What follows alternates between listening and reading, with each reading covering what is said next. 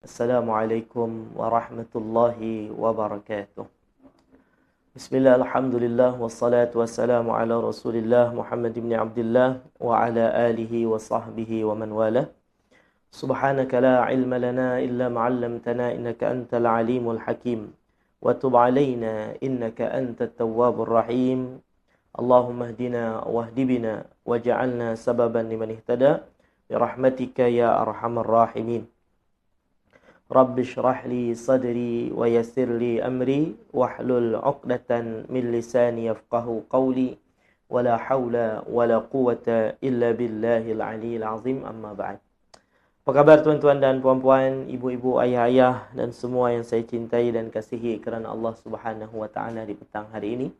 Mudah-mudahan semua dalam keadaan sehat dan afiat. Kalaupun ada yang sakit di kalangan kita, semoga Allah Subhanahu wa taala berikan kesembuhan untuknya dan Allah afiatkan dia serta Allah afiatkan kita semua di dunia dan di akhirat. Amin amin ya rabbal alamin. Alhamdulillah, syukur pada Allah Subhanahu wa taala di petang hari ini buaya semua dapat kembali kita berjumpa dalam program kita, iaitu program tazkirah dan tahlil arwah. InsyaAllah kita akan sama-sama meneruskan bacaan manaqib kita. Bacaan manaqib Tuan Guru Syekh Ahmad Fahmi Zamzam. Dan selepas itu kita akan sama-sama baca Yasin dan baca tahlil dan doa arwah insyaAllah, untuk mengisi petang Jumaat kita yang penuh dengan berkat ini, yang mana kebanyakan ulama mengatakan bahwasanya petang hari Jumaat adalah satu waktu yang mustajab doa, yang mana baginda Nabi SAW pernah bersabda, di hari Jumaat ada satu waktu yang tidak membetuli waktu tersebut seorang mukmin berdoa kepada Allah, meminta pada Allah, melainkan Allah ijabah doanya. Ulama mencari, meneliti bilakah waktu tersebut, maka kebanyakan ulama menyatakan waktunya ialah berada selepas asar, sebelum maghrib di petang hari Jumaat. Masya Allah tuan-puan, kita berada di waktu tersebut. Jadi kita ambil keberkatan waktu ni, kita isi dengan perkara-perkara yang baik. Yang pertama sekali, kita akan teruskan bacaan manaqib Tuan Guru Syekh Ahmad Fahmi Zamzam. Mungkin ada yang baru join dan tertanya-tanya, Ustaz, manaqib tu apa? Manaqib itu ialah riwayat hidup. Riwayat hidup perkara-perkara yang baik lah. Menceritakan perkara-perkara yang baik daripada orang yang telah meninggal dunia. Itu manaqib tuan-puan, perkara-perkara yang baik yang diceritakan, disebut daripada orang yang telah meninggal dunia. Nabi SAW pernah bersabda baginda Nabi SAW, uzkuru mahasina mautakum. Sebutlah kebaikan-kebaikan orang yang telah meninggal di kalangan kalian. Jadi tak salah. Kan, tak salah. Walaupun contoh bukan ulama, contoh ada seorang yang pemurah ni, contohnya kan dekat kampung kita, apa-apa ada musibah, dialah yang first sekali tolong, kan. Lepas tu dia bukan ulama, tapi ada akhlak yang terpuji daripada dia. Lepas dia meninggal, kita sebut balik tentang kebaikannya tadi. Boleh tak? Boleh. Bahkan Nabi suruh, uzkuru mahasina mautakum. Sebutlah kebaikan-kebaikan orang yang telah meninggal di kalangan kalian. Kalau kita nak bercerita tentang orang yang telah meninggal dunia, ceritakan kebaikan-kebaikannya tuan-puan. Dan Nabi pesan, waqufu an masawihim. Tahan lidah kalian. Jangan nak sebut, jangan nak ungkit masawihim, keburukan-keburukan mereka. Lagi-lagilah sekarang ni, petang hari ini kita akan baca sejarah hidup seorang ulama yang hebat. Bukan ulama yang zaman dahulu 200-300 tahun lepas. Tidak tuan-puan. Ini adalah ulama yang mana ulama ni adalah Tuan Guru saya sendiri. Arwah Tuan Guru Syekh Ahmad Fahmi Zamzam. Ini Tuan Guru saya sendiri yang saya belajar dengan beliau. Terima kasih. Baik. Ibu-ibu, ayah-ayah semua, bacaan kitab manaqib kita di petang hari ini sudah pun sampai kepada muka surat 67 dengan tajuk iaitu tentang kewafatan beliau, ya, berpulang ke rahmatullah. Maksudnya tentang kewafatan Tuan Guru Syekh Ahmad Fahmi Zamzam. Kisah kewafatan Tuan Guru Syekh Ahmad Fahmi Zamzam ni mengandungi begitu banyak pengajaran untuk kita sebetulnya tuan-puan. Daripada apa yang ditulis oleh guru saya juga, iaitu Al-Fadhil Ustaz Imran. Banyak pengajaran yang kita boleh ambil daripadanya. Ni kematian ulama ni. Ini kisah tentang kematian ulama ni. Banyak pengajaran ni insya-Allah kita akan kongsikan di petang hari ini daripada bacaan manaqib Tuan Guru Syekh Ahmad Fahmi Zamzam ini. Tetapi sebelum itu, ibu-ibu, ayah-ayah semua, di sini saya nak mengingatkan kepada semua, jangan ada seorang pun sebelum kita masuk kepada bacaan manaqib di petang hari ini, saya ingatkan kepada semua, jangan ada seorang pun yang terlupa dan terlepas daripada peluang untuk sama-sama kita dapatkan pahala dakwah mengajak orang kepada kebaikan dengan dua cara. Yang pertama, boleh kongsikan live ini dekat grup FB, WhatsApp ataupun Telegram. Yang kedua, boleh tag nama rakan, kawan, sahabat, jiran, tetangga di ruangan komen dengan niat yang sama, iaitulah nak mengajak seramai-ramainya orang kepada kebaikan. Bersama-sama kita jadikan handphone kita dan media sosial yang kita ada sebagai ladang pahala untuk kita, insya-Allah. Jangan lupa juga tekan button like, button love dekat bawah tu sebagai tanda sokongan kepada program-program yang baik yang dibuat di media sosial ini. Baik, ibu-ibu, ayah-ayah semua yang ada kitab manaqib, silahkan buka pada muka surat 67. Ni kisah ataupun catatan tentang kewafatan seorang ulama yang hebat, Tuan Guru Syekh Ahmad Fahmi Zamzam Al-Banjari An-Nadwi Al-Maliki, yang ditulis oleh salah seorang murid beliau. Murid beliau ni juga guru saya sebetulnya, Fadil Ustaz Imran. Muka surat 67, perenggan yang kedua dekat situ. Meninggalnya beliau merupakan musibah yang besar. Baik, silakan Ustaz Aslam. Ni ada kitab manaqib, buka muka surat 67. Kita teruskan bacaan kitab kita di petang hari ini, insya-Allah. Silakan. Bismillahirrahmanirrahim. Berpulang ke rahmatullah. 67. Meninggalnya beliau merupakan musibah yang besar bagi keluarga, para murid dan bahkan bagi umat Islam secara umum. Ini kerana beliau adalah ulama yang mempunyai ilmu yang tinggi, lagi mengamalkan ilmunya serta ikhlas dalam membimbing ummah kepada kebenaran dan berusaha sekuat tenaga untuk mendekatkan dan mengenalkan Rasulullah kepada mereka. Okey, baik. Jadi meninggalnya beliau merupakan musibah yang besar bagi keluarga, para murid dan bahkan bagi umat Islam secara umum. Jadi kata penulis manaqib ni, Ustaz Imran mengatakan, kata beliau, meninggalnya beliau, yakni Tuan Guru Syekh Ahmad Fahmi Zamzam, merupakan musibah yang besar. Ni tuan-puan, meninggalnya seorang ulama itu adalah musibah. Siapa cakap macam tu, Ustaz? Nabi SAW pernah bersabda, hadis riwayat Al-Imam At-Tabarani. Nabi SAW bersabda, kata Nabi, mautul alim musibatun la tujbar. Meninggalnya seorang yang alim, ataupun kita sebut sekarang ni seorang ulama lah. Meninggalnya seorang ulama itu adalah satu musibah la tujbar yang tak dapat ditutup. Satu musibah yang tak boleh nak dihandle. Kan? Tak boleh, tuan-puan. Itu maksudnya meninggalnya orang yang alim, yang berilmu, itu merupakan satu musibah yang besar kepada umat Islam. Meninggalnya orang yang alim. Bahkan dalam hadis yang sama, baginda Nabi SAW menyatakan, wa mautu qabilatin, meninggalnya orang satu kabilah. Satu kabilah meninggal. Contoh, dalam satu kabilah tadi ada 1000 orang. Meninggalnya 1000 orang, yang mana 1000 tadi tak ada orang alim. Bukan orang yang alim. Bukan ulama yang meninggal tadi. Orang biasa yang meninggal tadi 1000 orang. Aisaru, itu lebih ringan. Min mauti alimin, daripada meninggalnya seorang orang yang alim. Seorang orang alim ni. Ada 1000 orang meninggal, tapi bukan orang alim. Dibandingkan meninggalnya orang yang alim, 1000 orang meninggal tadi lebih ringan sebetulnya musibahnya, dibandingkan dengan meninggalnya satu orang yang alim. Ni, Nabi SAW. Jadi, meninggalnya ulama, itu adalah satu musibah yang besar. Dan di antara tanda-tanda akhir zaman, ialah semakin, ulama semakin berkurangan, tuan-tuan. Di antara tanda akhir zaman, di antara tanda dekatnya kiamat, ialah ulama semakin berkurangan. Boleh tak tulis ruangan komen, tuan. Di antara tanda akhir zaman, ulama semakin berkurangan.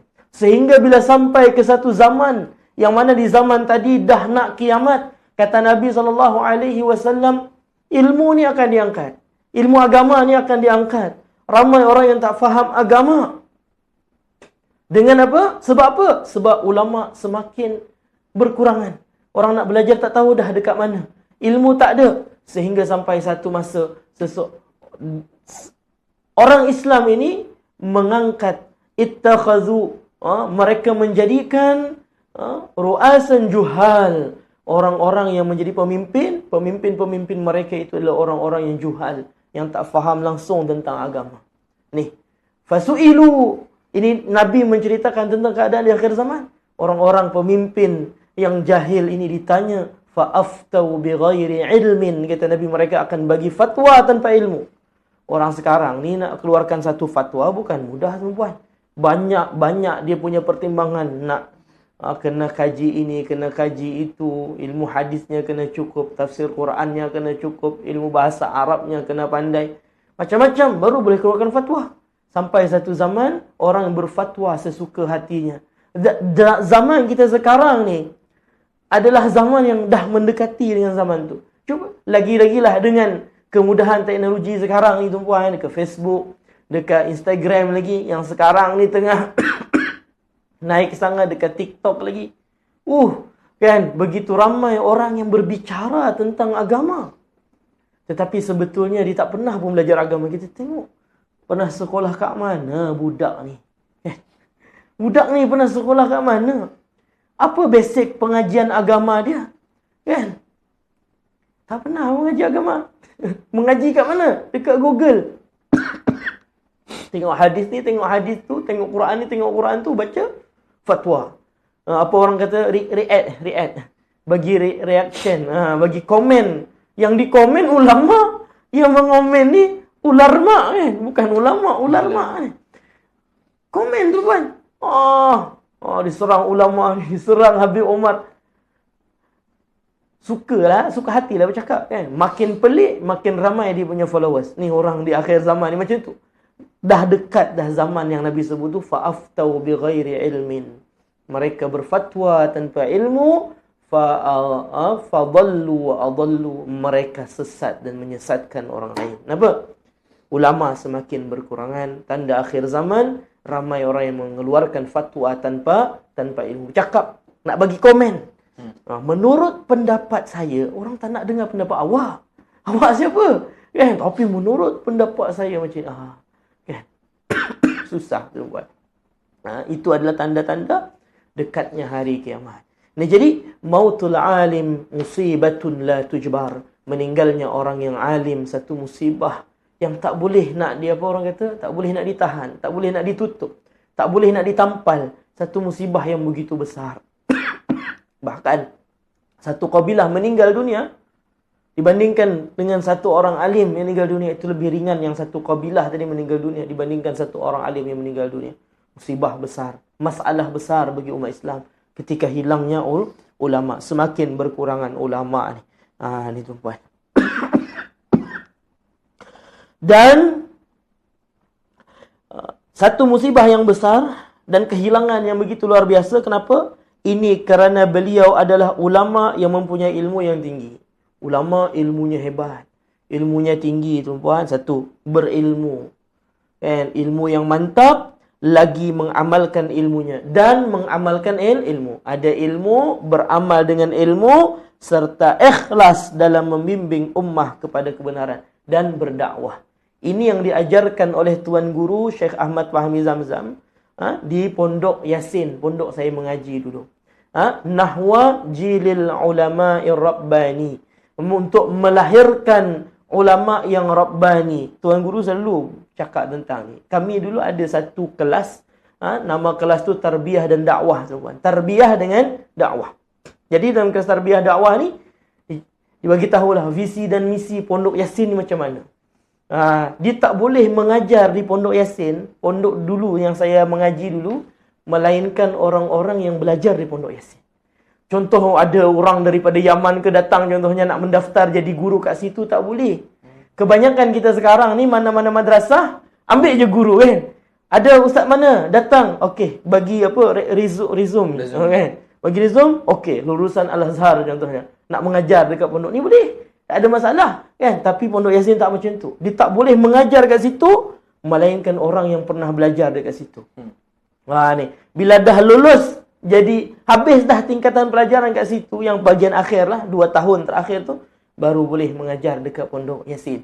Bukan senang nak mengajar dekat Pondok Yasin. Kenapa? Beliau nak satukan pemikiran asatizah ni supaya tak berselisih sebetulnya. Ni Tuan Guru Syekh Ahmad Fahmi Zamzam.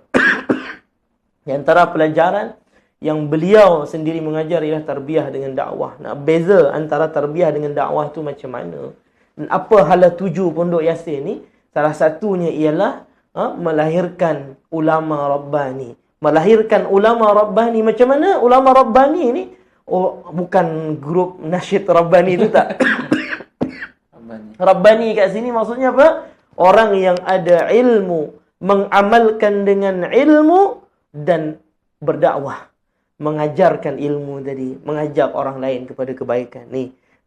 Jadi Syekh Fahmi, beliau nak buat buka pondok, membina pondok, nak melahirkan ulama macam tu, dan beliau sendiri pun memang macam tu. Orang yang ada ilmu yang mantap, kemudian beliau adalah orang yang mengamalkan dengan ilmunya, dan beliau juga adalah seorang yang mengajak orang lain kepada kebaikan. Maksudnya dah ada ilmu, beramal dengan ilmu, dan berdakwah, mengajak orang lain kepada kebaikan. Ini yang diajarkan kepada kami dekat Pondok Yasin, supaya menjadi orang yang macam tu. Kalau tak mampu macam tu, bukan semua orang boleh jadi ulama, boleh jadi ustaz, nak mengajar orang, tak. Tapi ada pilihan kedua, ada pilihan ketiga. Macam tu tuan-tuan. Baik, kita tak bicara pasal itu, kita nak bicara ni. Syekh Fahmi adalah orang yang ulama, seorang ulama yang Rabbani. Berilmu, beramal, dan mengajarkan ilmu, ataupun kita sebut dengan berdakwah. Itu yang diajar di Pondok Yasin, tempat saya mengaji dulu.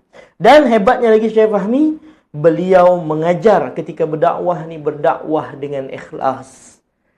Bila contoh Ustaz Aslam tanya, contohlah kalau Tuan Guru masih hidup, Syekh, berapa nak kena bayar kalau jemput Syekh ceramah? Beliau cakap, memang takkan, jangan, tak payah bayar. Akan cakap macam tu lah. Kita sekarang ni dah siap letak dah tuan. Letak, kalau nak jemput saya, paling kurang 6,000 kena bayar. Bukan saya tuan, ada orang tu. Masya Allah. Minimum 6,000 nak jemput dia ceramah. Letak tarif saya siap. Ni masalah ni. Kalau kita dengan Syekh Ahmad, bila tanya macam tu, tak payah bayar. Tak payah bagi apa-apa. Macam tu. Kalau nak bagi je. Tak payah tanya. Kan habis ceramah, habis kuliah. Syekh, berapa ni kami nak kena bayar ni? Kan jamaah ramai datang seronok, masjid penuh ni, berapa kena bayar? Beliau takkan terima bayaran tu tuan. Kalau nak bagi je. Kadang dah bagi pun beliau tolak. Ini Tuan Guru Syekh Ahmad Fahmi Zamzam. Dan banyak juga ulama-ulama dekat kampung saya, dekat tempat saya, dekat negeri saya, dekat Banjar. Mereka ni, kan kadang kita bila jemput penceramah, Masya Allah, dijemput dengan kereta mewah, kereta Alphard contohnya kan. Balik-balik pula adalah sagu hati, tebal-tebal kan. Lagi-lagi lah orang terkenal. 2-3 ribu kat dalam tu. Ulama kat Banjar dia lain sikit tuan.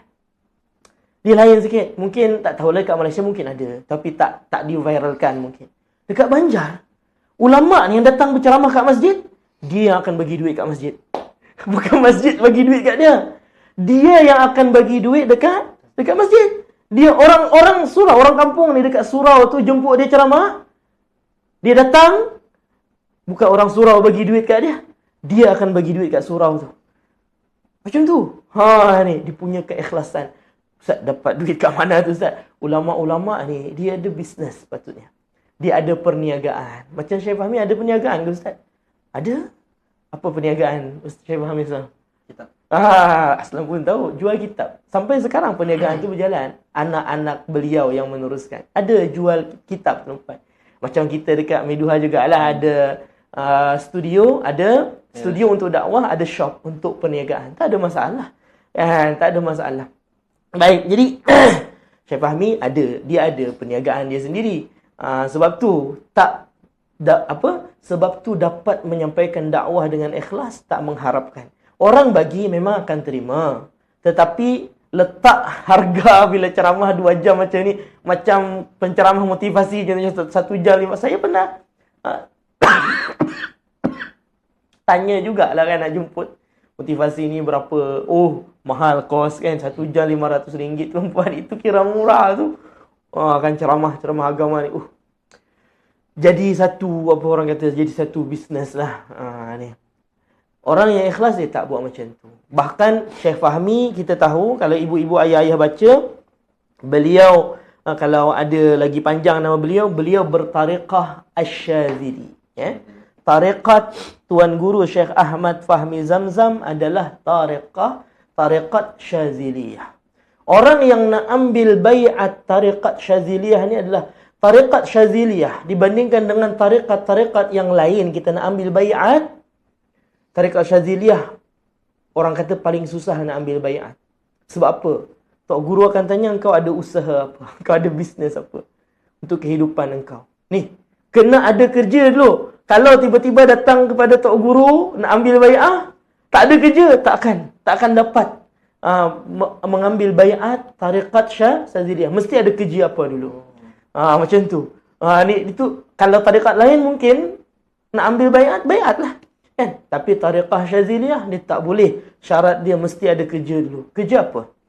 Ada usaha, bisnes ke apa ke? Mesti ada kerja. Macam tu tuan-puan. Ni tariqah Syadziliyah. Dan saya teringat lagi dulu masa saya baru nak berhijrah dekat Malaysia ni.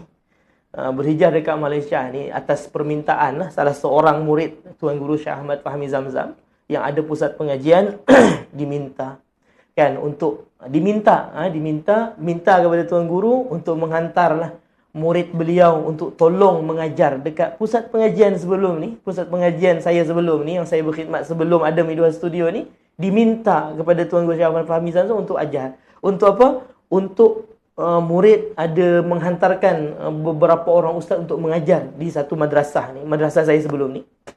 Syekh Fahmi tanya tuan-puan. Kan, dia orang duduk kat sini macam mana? Maksudnya macam mana? Ada kerja apa? Bila dah ada kerja, maksudnya ada penghasilan, ada inilah, ada apa? Orang kata ada income, ada pendapatan, baru beliau lepas. Macam tu. Bukan saja, beliau tak nak langsung. Kalau ada murid beliau yang dah bertahun-tahun beliau didik, beliau ajar, tiba-tiba terbiar macam tu je. Beliau paling tak suka tuan-puan. Beliau paling tak suka. Kan? Jadi beliau akan tanya dulu, bila ada orang minta, beliau aku tak nak bagi ya, aku penat nak didik anak murid aku ni, aku tak nak bagi. Tak, beliau akan tanya dulu, kerja apa? Okey, sebutlah. Usaha-usaha ini kat sini jadi imam, mengajar ummahat, punya kerja lepas tu mengajar pelajar-pelajar banat yang ketika itu remaja. Okey, bila dah confirm macam tu ada kerja, beliau bagi lepas. Kalau tak tahu, datang je lah dulu. Tak ada macam tu. Tak ada macam tu. Confirmkan dulu, baru beliau lepaskan murid ni untuk berkhidmat di satu-satu tempat tu. Supaya apa? Tak menjadi beban. Kita datang ada kerja, bukan kerja menumpang, ya kan? Mengharap balas ihsan orang macam mana, tak. Kena ada ketetapan macam tu. Ini Tuan Guru Syekh Ahmad Fahmi Zamzam. Jadi beliau orang yang mengajar dengan ikhlas. Dan keikhlasan tadi mesti ada kerja. Mesti ada kerja supaya kita boleh ikhlas. Kalau tak ada nanti, itulah yang dia jadikan kerja dia. Jadi susahlah tuan tu yang letak tadi. Kalau kurang pada 6,000, saya tak boleh datang. Kan? Susahlah. Kan? Mungkin ada yang tanya, Ustaz, hari tu makcik pernah je join kelas Syekh Fahmi ni dekat masjid tu. Ada je yuran, Ustaz. Yuran tu pihak pengurusan tuan-puan, bukan daripada pihak Tuan Guru. Pihak pengurusan nak menguruskan tempat lah, bagi dekat masjid, dekat surau, kita guna aircon dia, kita guna detrek dia, kita guna api air dia, tak bagi apa-apa, buat program. Itu daripada pengurusan. Adapun Syekh Fahmi sendiri tak minta. Kan? Orang bagi sebab kadang beliau terima, ada ketikanya beliau tolak. Ni. Baik, itu tentang keikhlasan Tuan Guru Syekh Ahmad Fahmi Zamzam membimbing ummah kepada kebenaran, maksudnya kebaikan, dan berusaha sekuat tenaga untuk mendekatkan dan mengenalkan Rasulullah kepada mereka. Ini tugas ulama, dan antara tugas ulama ialah mengenalkan Nabi SAW kepada umat. Ramai umat ni lebih mengidolakan selain baginda Nabi Muhammad SAW. Kita patut kenalkan Nabi SAW. Supaya kenal dengan Nabi, betul-betul cinta dengan Nabi. Ini adalah usaha yang kita buat dalam program Aqsa. Nak kenalkan Nabi SAW. Malam Jumaat, pagi Jumaat. Nak kenalkan Nabi SAW. Supaya kita semakin kenal, semakin cinta dengan baginda Nabi SAW. Seterusnya, Ustaz. Setelah beliau tiada, mungkin susah untuk mendapatkan pengganti atau bahkan tidak mungkin lagi untuk dapat digantikan. Ni bila beliau tak ada, susah nak dapat ganti. Ulama ni bila ada pepatah mengatakan hilang patah tumbuh 1000 macam tu lah lebih kurangnya. Betul macam tu. Macam mana Syafiq? Patah tumbuh hilang 1000 hilang 1000 pula dah. Macam tu lah kan. Maksudnya bila ada patah ni akan tumbuh lagi yang lain-lain. Kata Syekh Fahmi semasa hidup beliau, yang tusah dikatakan kepada selain ulama. Ulama ni bila patah dah tak ada dah yang dapat menggantikannya. Macam tu. Tapi selain ulama banyak. Gila-gila artis yang sekarang ni tengah panas ni kan, pemimpin. Menteri besar ke kan. Kat mana YB ni. Dia tak ni lagi. Dia tak mati lagi. Dia tak patah lagi, dia tak mati lagi, dia tak tumbang lagi, orang dah goyang dah. Turun kan. Kenapa ni? Minyak tak turun. Banyak orang goncang. Itu memang ramai yang nak ganti. Hilang contoh pemimpin ni kan. Ramai orang nak ganti tu orang, berpuluh-puluh orang nak ganti. Tak payah nak cari. Dia nak minta akulah nak kena ganti. Tapi ulama tak.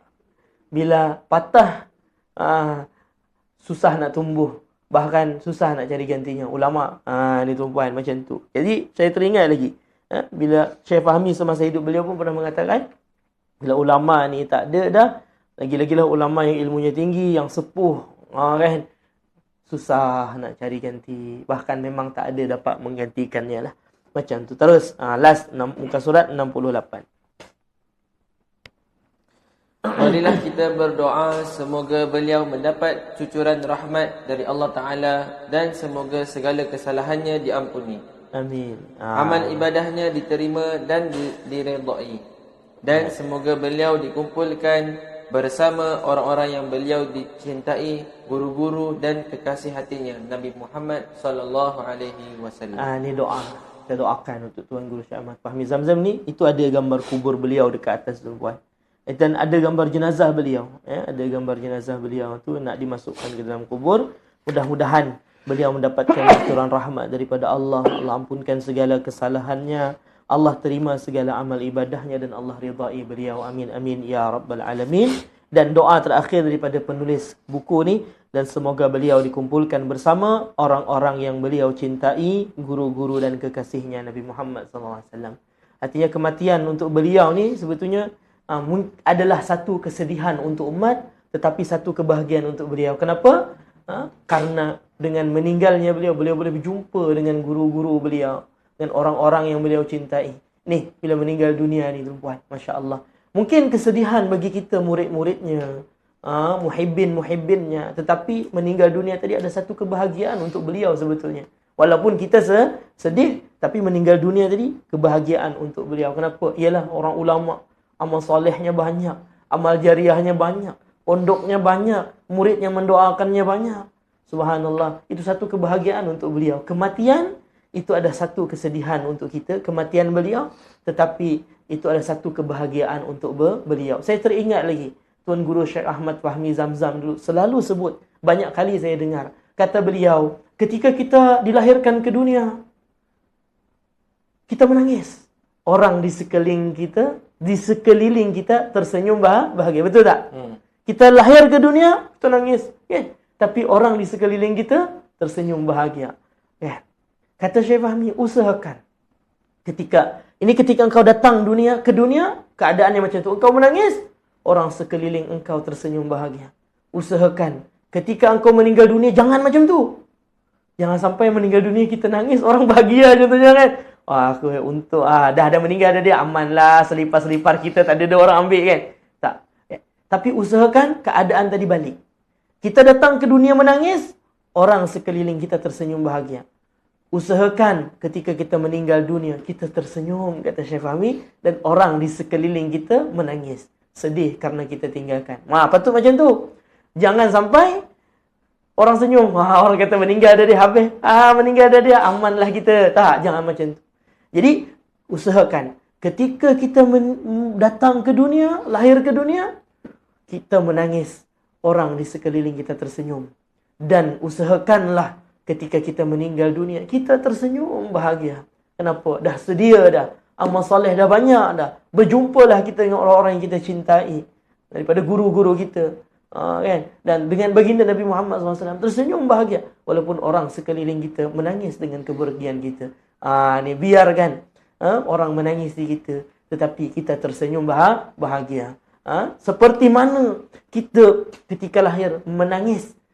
Dan orang sekeliling kita tersenyum bahagia. Usahakanlah ketika kita meninggal dunia, kita pula yang tersenyum. Orang di sekeliling kita menangisi kepergian kita. Mereka merasa kehilangan dengan ketiadaan kita. Usaha macam tu tuan-puan. Jangan sampai pula sama. Datang ke dunia nangis. Meninggal dunia pun kita nangis sedih. Kenapa? Tak sempat taubat lagi. Amal soleh tak banyak lagi. Kejahatan banyak buat dekat orang. Orang seronok lah kita dah tak ada. Tak boleh dah buat jahat. Tak ada dah orang buat jahat dekat kita. Kita pula nangis nak menanggung dosa kejahatan tadi. Jangan macam tu. Wallahu a'lam bissawab. Baik ibu-ibu ayah-ayah semua, kita dah pukul 6.51 dah. Kita nak baca Yasin dengan tahlil arwah pula insya-Allah di petang hari ini. Selesailah bacaan kitab kita. Dan kita baca doa penutup dekat bawah tu 3 kali insya-Allah. Bismillahirrahmanirrahim. Rabbi fanfa'na bi barakatihi واهدنا الحسنى بحرمتهم وأمتنا في طريقتهم ومعافاتهم من الفتن رب فانفعنا ببركتهم واهدنا الحسنى بحرمتهم وأمتنا في طريقتهم ومعافاة من الفتن رب فانفعنا ببركتهم واهدنا الحسنى بحرمتهم وأمتنا في طريقتهم ومعافاة من الفتن. Alhamdulillahirabbil alamin. Baik ibu ayah semua, sampai sini saja bacaan manaqib kita. Kita teruskan lagi insya-Allah.